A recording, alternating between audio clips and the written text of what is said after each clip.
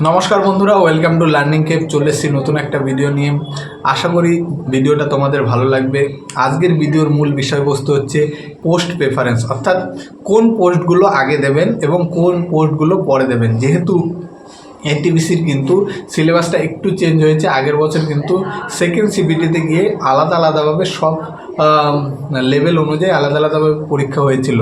অর্থাৎ যদি 5টা লেভেল থাকে 5টা পরীক্ষা হয়েছিল সিবিটি টুতে গিয়ে, অর্থাৎ একটা ক্যান্ডিডেটকে কিন্তু 5টা করে পরীক্ষা দিতে হয়েছিল সিবিটি টুতে। কিন্তু এই বছর কিন্তু যেহেতু বলা হচ্ছে যে সিবিটি টু একটাই হবে, তো তোমাদের নাম্বারের ভ্যারি করে তোমরা কত নাম্বার পাচ্ছ সেই হিসাবে কিন্তু তোমাদের সিবিটি টু অর্থাৎ সিবিটি টুতে কিন্তু তোমাদের সেই হিসাবে কিন্তু পোস্ট দেবে। অর্থাৎ পোস্ট প্রেফারেন্স তুমি প্রথমে যেটা রাখবে সেইটাই কিন্তু যদি ভালো নাম্বার থাকে সেটাই কিন্তু পাওয়ার চান্স বেশি।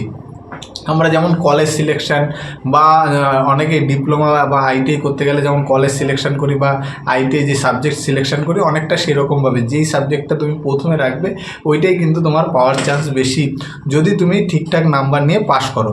তো এই পোস্ট প্রেফারেন্সটা কোনটা আগে দেবেন এবং কোনটা পরে, এইটা নিয়ে কিন্তু একটা বিরাট সমস্যা হয়। কারণ চাকরি পাওয়ার আগে কিন্তু সবারই একটা মেন্টালিটি থাকে যে করেই হোক যে কোনোভাবে একটা চাকরি পেলেই হবে।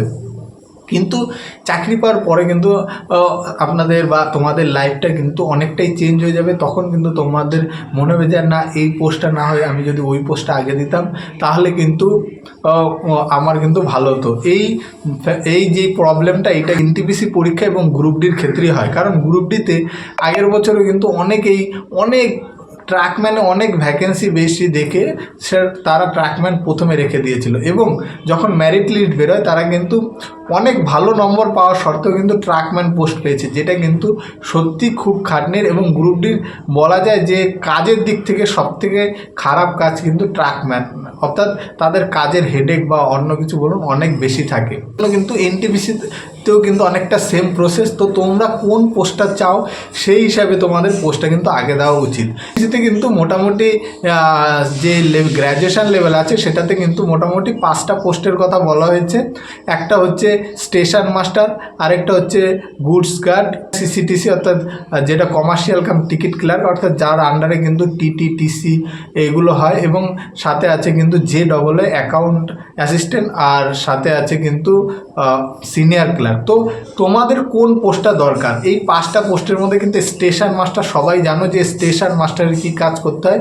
তবে স্টেশন মাস্টারে কিন্তু মোটামুটি দিনে অর্থাৎ 6 দিন কাজ করতে হয়, এবং স্টেশন ও মাস্টারে কিন্তু স্যালারি অনেক বেশি তুলনামূলকভাবে সিনিয়র ক্লার্ক বা JEE থেকে। কিন্তু স্টেশনের মাস্টার কিন্তু হেডেকটাও অনেক বেশি থাকে, অর্থাৎ কাজের প্রেশার কিন্তু অনেক বেশি থাকে। যদি একটা ভালো স্টেশনে বড় স্টেশনে কিন্তু তোমাদের যদি স্টেশন মাস্টারের জব দিয়ে দেয় তাহলে কিন্তু অনেক বেশি হেডেক মাথায় চলে আসবে, অর্থাৎ কাজের সময় অনেক বেশি প্রেশারে থাকবে সব সময়।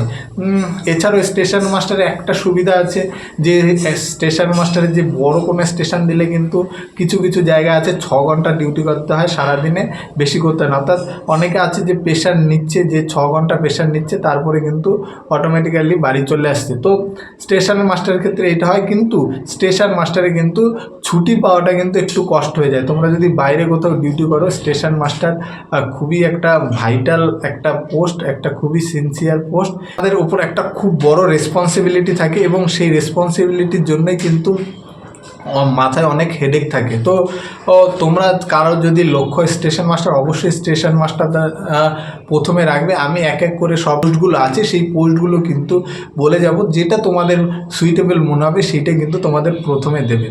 এরপরে আছে যে কোন পোস্ট, এরপরে আছে সিসিটিসি, অর্থাৎ সিসিটিসির আন্ডারে কিন্তু তোমাদের টিটিটিসি এগুলো হয়, অর্থাৎ কাউন্টারে বসে যারা টিকিট দেয় সেটাও হতে পারো, বা অফিস স্টাফ হতে পারো, এছাড়া ট্রেনের মধ্যে যারা টিকিট চেকার হয় সেটাও হতে পারো, বা যে স্টেশনে যে টিকিট চেকার হয় সেটাও হতে পারো।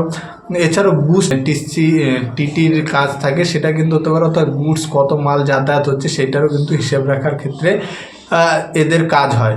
তো তোমাদের যদি টিটি টিসি বা এইটা হওয়ার স্বপ্ন থাকে অবশ্যই এটা করো। এটা কিন্তু শিফট ওয়াইজ কিন্তু ডিউটি হয়, অর্থাৎ 3টে শিফটে ডিউটি হয়। এই বিষয়ে কিন্তু আমি সম্পূর্ণ ডিটেলসে একটা ভিডিও দিয়েছি, সেটা দিলে কিন্তু এই পোস্টটা সম্পর্কে সম্পূর্ণ তোমাদের একদম সব ধারণা কিন্তু ক্লিয়ার হয়ে যাবে। তো সিসিটিসির যেটা বলছি সেই পোস্টটা কিন্তু অ্যাকচুয়ালি আমার কিন্তু পার্সোনালি স্টেশন মাস্টার বা গুজ গার্ডের চাইতে কিন্তু ভালো লাগে, পার্সোনালি বলছি। হতে পারে অনেকের অন্য কিছু ভালো লাগে। তো এই পোস্টটা কিন্তু সুইটেবল, কারণ অফিস জবও থাকে আর এটা কিন্তু শিফট ওয়াইজ ডিউটি হয়, অর্থাৎ ডিউটি প্রেশারটা কিন্তু তুলনামূলকভাবে একটু কম থাকে। হ্যাঁ, যদি তোমাদের এমনি ট্রেনে চলে দেয়, রানিং ট্রেনে দেয়, তাহলে কিন্তু একটু প্রেশার থাকে, কিন্তু তাছাড়া কিন্তু বাকি যে পোস্টগুলো আছে সেখানে কিন্তু মোটামুটি কাজটা ঠিকঠাক থাকে। ছুটিটা নিয়ে একটু স্টেশন মাস্টারের মতো অতটা ঝামেলা না হলো, তবে ছুটিটা নিয়ে একটু প্রবলেম হওয়ার কথা। আর এরপরে চলে আসি যে এটা এই পোস্টেও কিন্তু সিসিটিভি কিন্তু 6 দিন ডিউটি করতে হয় এবং 1 দিন রেস্ট থাকে।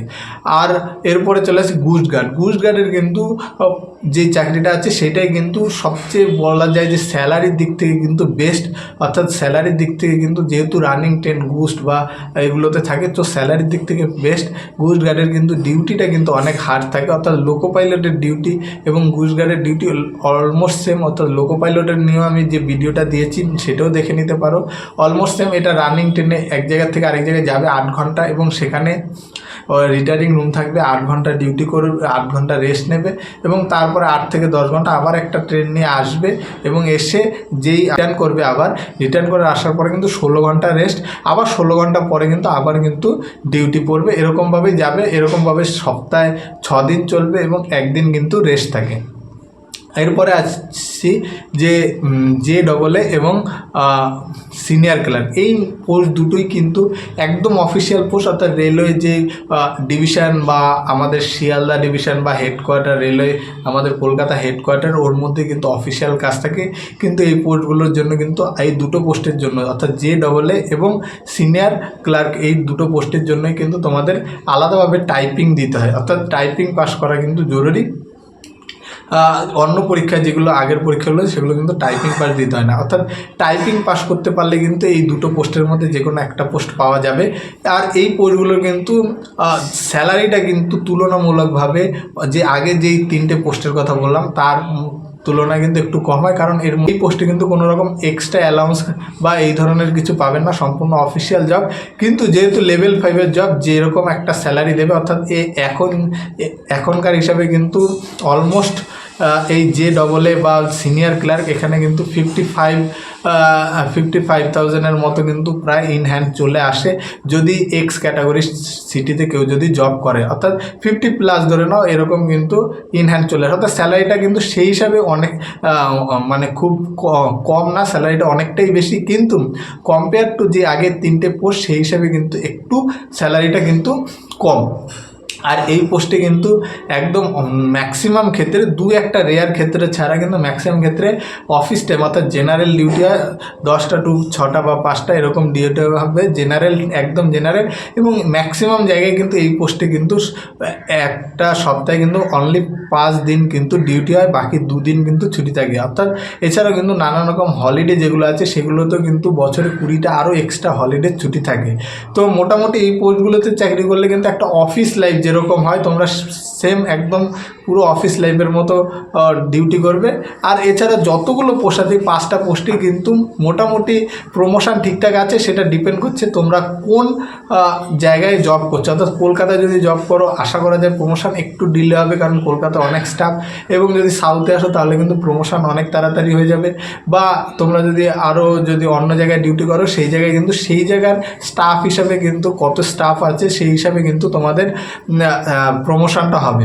তো যারা মেয়েরা আছো তাদের জন্য অবশ্যই বলবো যে JAA এবং সিনিয়র ক্লার্ক তোমাদের জন্য বেস্ট পোস্ট, তোমরা এই দুটো কিন্তু প্রথমে রাখবে, একদম বেস্ট পোস্ট। কারণ এই দুটো কিন্তু জব প্রোফাইলটা কিন্তু খুবই সুইটেবল ফর মেয়েদের। কিন্তু আবারও বলছি, মেয়েরা যারা আছো তারা কিন্তু এই দুটো পোস্ট কিন্তু খুবই ভালো। গুজ গার্ড কিন্তু বা স্টেশন মাস্টার বাইরে থেকে অনেক ঝকঝকা বা চকচকে মনে হলেও কিন্তু ওই চাকরিটা কিন্তু অনেকটাই কিন্তু বেশি হেডেকের, যেটা কিন্তু আমরা চাকরি পাওয়ার আগে বুঝি না। চাকরি পেলে কিন্তু তারপরে বোঝা যায়। তো যারা অফিস জব করতে চাও তারা এই দুটো পোস্ট আগে রাখো। আর যাদের যদি স্যালারি বেশি মনে হয়, আর যদি কারোর লক্ষ্য থাকে যে তোমরা অন্য জব করবে, তাহলে কিন্তু অবশ্যই তোমরা কিন্তু স্টেশন মাস্টার বা টিটিটিসি এগুলোতে চলে যাও। আমি বলবো যাদের স্যালারি বেশি প্রয়োজন তারা প্রথমে স্টেশন মাস্টার, তারপরে টিটি, তারপরে তোমাদের যে সিসিটিসি আছে সেটা রাখো, আর একদম লাস্টে গুডগার্ড রাখো, আর মাঝে তোমরা জে ডবল এ আর সিনিয়র ক্লার্ক রাখো।